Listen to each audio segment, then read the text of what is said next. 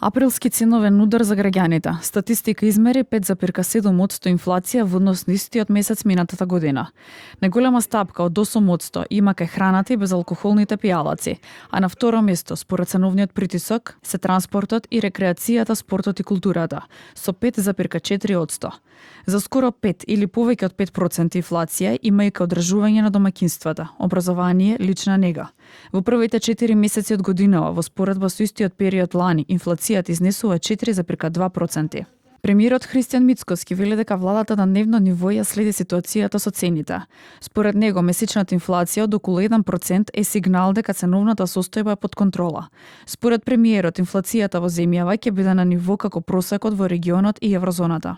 И тоа го кажа и Меѓународниот монетарен фонд, дека како држава сме во првите 3 во Европа, според применетите мерки како процент од бруто домашниот производ, што значи камоли за све да сме вака во Европа како што сме за мерките, ние би биле на многу поинаква состојба од која што сме денеска, но за жал не сме, така што ние како влада правиме и повеќе од тоа што се нашите моментални можности, имајќи предвид испразнетата и ограбена државна каса која што е резултат на некои минати време. Опозицијската СДСМ реагираше за владините политики и инфлацијата. Најновите податоци на Државниот завод за статистика уште еднаш ги потврдија дилетантските политики на Мицкоски и суровата реалност во која живеат граѓаните.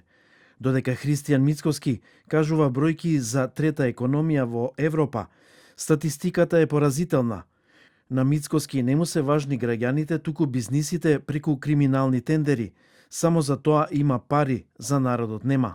Експертот Бранимир Јовановиќ вели дека доколку владата сака да покаже дека се грижи за граѓаните, треба да ја почитува синдикалната кошница и да реагира соодветно. Истинските пресметки се тие што се во синдикалната кошничка и мислам дека владата мора да престане едноставно. Ова не е прашање на политика, ова не е прашање на не знам партија, овој кажал, тој кажал. Ова е прашање на животен стандард, на тоа како живеат луѓето во државата. Ако се покачи минималната плата, не ќе имате минимално некое покачување на цените, ама затоа ќе ги заштитите најсиромашните граѓани. Дел од меѓународните институции веќе ги ревидираат прогнозите за повисока инфлација во однос на сегашната проценка од 2,5%.